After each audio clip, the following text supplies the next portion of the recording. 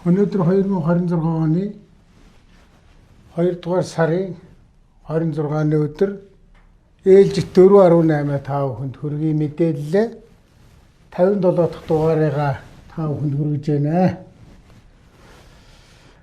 За морин жилийг монголчууд их өөрчлөлт, шинжилт, хөгжил дэвшлийн жил гэж ингэж үзэж бэлгшээдэг. Тэгэхээр одоо 26 оны морин жил гарлаа. Би та бүхэнд нэг зүйлийг албан ёсоор хэлэх гэсэн. За сая цагаан сарын үеэр нэг ард нийтийн дунд одоо санал асуулгын төр явагдлаа. Тэр судалгаанаас би юуг ойлгосон гэхээр алтан уягаа чи ажил хийх хэрэгтэй байна гэдэг ийм олон нийтийн даалгавар итгэл байна гэж ойлгосон. Тийм учраас би ардчилсан намаас Монгол улсын ерөнхийлөгчид нэр дэвшүүлэх сунгаанд албан ёсоор оролцоо илэрхийлж байна. За яагаад ийм шийдвэр гаргах болсон юм бэ гэхээр өнөөдөр бидний амьдрал ямар байгаа юм? За өчигдөрхөн бас ямар байсан юм? Цаашаага ирнэ яаж юуг өөрчлөх шаардлагатай байгаа юм бэ гэдэг энэ асуудал дээр их тогтоод хэдүү хэлээд. 1990 онд анх цагаан морин жил монголчууд бид нар бүгдээрээ Сүхбаатарын талбай дээр гарч жагсаж тэмцэж байж ардчилсан улс ардчлалын нөхцөл амьдрах энэ сонголтыг одоо хийсэн. Энэ бол бүх монголчуудын гавьяа юм байна. 90 онд. Өнөөдөр 26 он 36 жил өнгөрсөн. За тэр үед тавьж байсан бидний хүсэж байсан монголчуудын хүсэж мөрөөж байсан тэр мэн өнөөдөр амьдрал дээр биелсэн үү биелээгүй юу? За нэг сайхан их орондоо сайхан амьдрч, хувийн өмчтэй болчих, ажил хөдөлгөөр эрхэлчих, ахуй амжиргаа дээшлэг, боловсролтой болчих, өчнөө юм байсан. Тэгэхээр өнөөдөр ямар байгаа? Өнөөдөр 36 жилийн өмнөх монголчуудын мөрөөдөл биелсэн юм уу? Биелээгүй. За өнөөдөр би судалгаанаас нэг хэдийн тавилаа.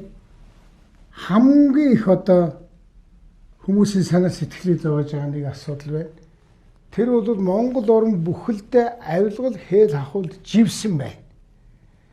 Энийг хэн нэгэн хүн хэлээгүй, энийг олон улсын байгууллага жил болгон бүх улсуудаар нь гаргаж үздэг. Тэгвэл дэлхийн 180 орчим орныг харьцуулаад үзэхээр бид нар 12 жилийн өмнө 80 дугаар байранд байсан болов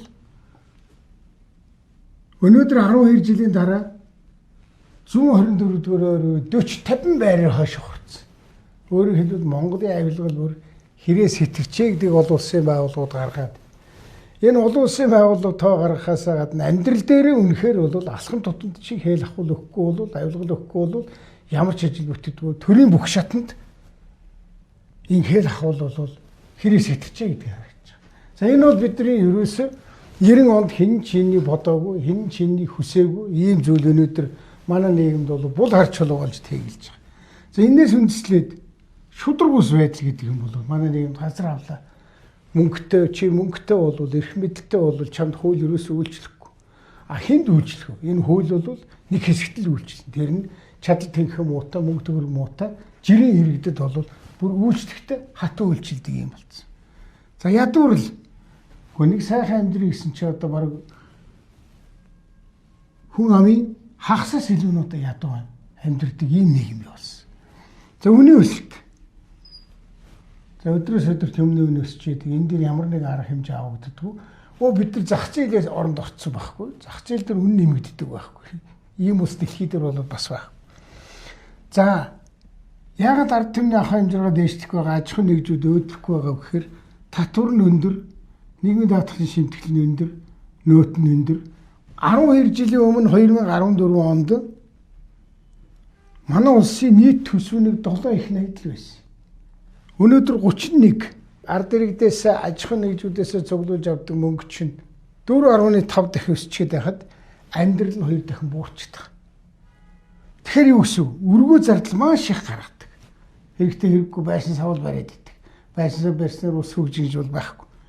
Иргэн зүгээд чиглэсэн тэр иргэний ахуй амжиргааг дээшлүүлсэн юм дутчихэд хууль нь халагчилж үйлчлдэг болсон. Мэргэжлийн бус хүнээр ерөөсө дүүрсэн. Яагаад? Нэг намын ноёрхол 10 одоо хэдэн жил явчихлаа. 10 хэдэн жил нэг намын ноёрхолд явчихлаа. Сүүлдээ нэг нам дотроо найсаар байгаа. Тэгээ сүүлдээ хоорондоо дайсгалцаад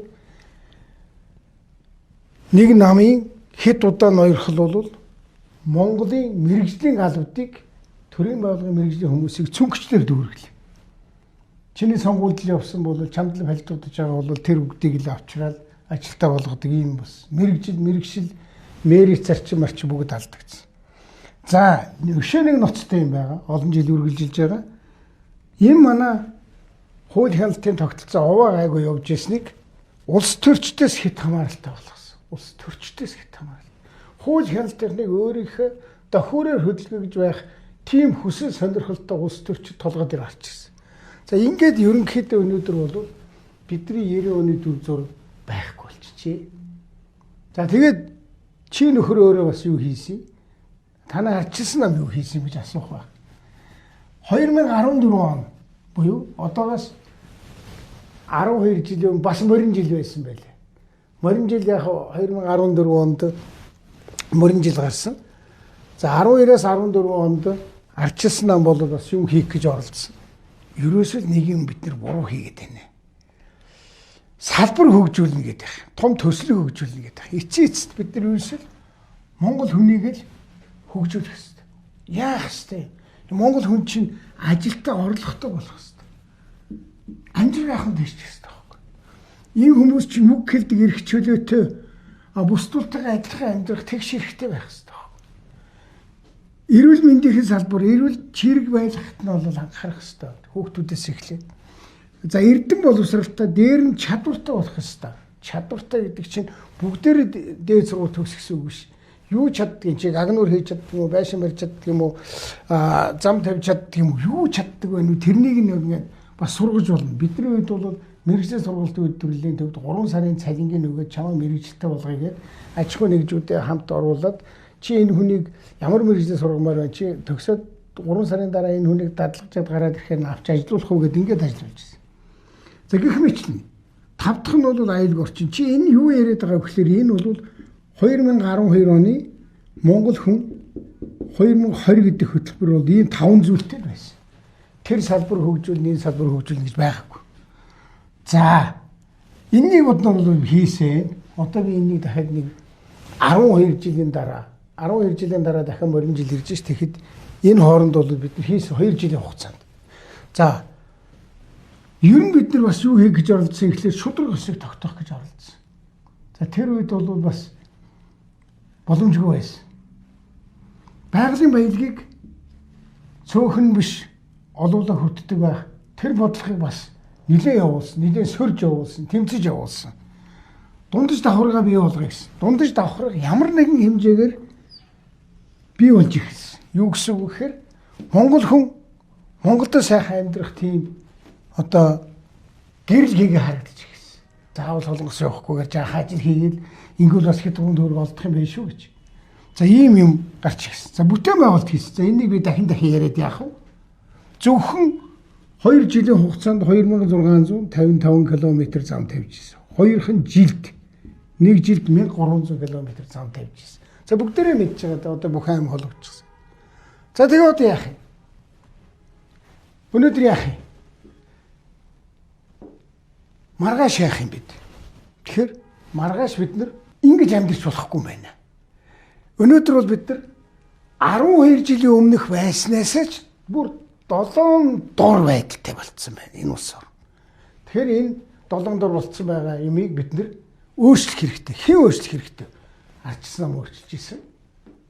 Шинчилж исэн. Босгож исэн, сэргээж исэн. Хүмүүсийн зохин өөдөө болгож чадчихсан. Тэрнийг хиймээр. Тэрний үгсэг эхлүүлснээ үргэлжлүүлэх хэрэгтэй байна. Манай арчлах нь яах юм? Хонглоо нураа хэдэн жил хонглын тухай ярьж байгаа вэ? 10 хэдэн жил ярьж байгаа. Хонглын төлхөрийг нэг нөгөөдөө шилжүүлдэг биш. Хонглыг үндсээр нураах ёстой. Шудрагаас тогтоох ёстой. Иргэд нуруу тэнгэр амьдрах ёстой. Хэн нэгний дарамтанд амьдрах биш. Нөгөө талаас хууль хяналтын байгууллага. Хууль хяналтын байгууллагууд бол одоо өнөөдөр бас үнэхээр их орно гэсэн энэ ард иргэдээ гэсэн шудраг ёсыг гэсэн зөндөө хүн байна. А тэднийг бол үргэлж ингэж уг нь авилгачдыг бөхөөлж өстой болтой байж хахад хэдэн дарга нар хууль хяналтын байгууллагын хүмүүсийг өөрсдөө бөхөөлж хүчиндэж бие даасан байдалд нь халдаж байгаа. Тэгэхээр энэ хууль хяналтын байгууллагын бие даасан байдлыг нь өшөө сайжруулах шаардлагатай. За тэгэхээр би энэ олон жил явахдаа үргэлж ард иргэдийнхээ талд үргэлж ард иргэдээ сонсож тэдний санал бодлыг хүндэлж ингэж явдаг. Тэгэхээр манай ард иргэд бол ямар нэгэн байдлаар саяны санал асуулгаар миний нэр гарч ирсэн учраас ард иргэдийнхээ сонсож тэдний санал бодлыг авч би тэр эхлүүлсэн ажлаа гүйцээхийн төлөө ардчилсан намынхантайгаа зүтгэж ажиллахад бэлэн байна. Ачааны хөндийг би үүрэлцэхэд бэлэн байна. Тэгэхдээ энэ нь манай ардчилсан нам дотор 27 оны ерөнхийлөгч нэр дэвшигчийг сонгох, шалгаруулах бүх гишүүд нь оролцож санал өгөх тийм сунгаа явах байх гэж бодож байгаа. Яагаад? Гэхдээ өдрөөс өдөрт ардчлал гэдэг юм улам холдож байгаа энэ тохиолдолд бид нар энэ үед аль болох олон хүн дэвшиж ардчилсан нам гэдэг бол үнэхээр ардчилсан юм байна. Өөр хоорондоо өрсөлдөж чаддаг юм байна. Ард түмнийхээ төлөө ил тодор өрсөлдөж юу хийхээ хэлж тэгээд шудраг өрсөлдөж чаддгийг харуулмаар байх. Ер нь манай намаас ерөнхийлөгчийн сонгуульд маш олон хүн нэр дэвшээсэ гэж бас хүсэж байгаа. Монгол улсын ерөнхийлөгч ямар хүн байх ёстой юм? Шудраг хүн баймаар. Хууль ёсоо дээдэлдэг хүн баймаар. Мэдлэг боловсралтай, дадлаг туршлагатай, ард түмнээ сонсдог, ард түмнийхээ талд байдаг, олигархуудын талд байдаг биш. Шийдвэр гаргаж чаддаг, өөрчилж чаддаг, шинчилж чаддаг тийм хүмүүс байна. Тийм хүн манай намд бол зөндөө байгаа. Тэд нар бас бүгд нэр дэвшээсэ. Энэ өрсөлдөж байгаа олон хүнээс хинэн үнэхээр Монгол улсын ерөнхийлөгч хийж чадах вэ гэдгийг манай намын гишүүд төвөггүй сонгон шалгаруулж чадна гэдэгт би итгэлтэй байна. 2026 оны гал морин жил маш хариуцлагатай юм жил байна. Бид ардчлалаа хамгаалах, ардчлалаа сэргээх, ардчлалаа бэхжүүлэх юм түүхэн он жил байх болно. Ер нь ардчлалаа сэргээнэ гэж юу гэсэн үг вэ? Ард түмний сонголтыг л ард түмэнд үлдээхийг л ардчлалаа сэргээх гэж ойлгож байгаа.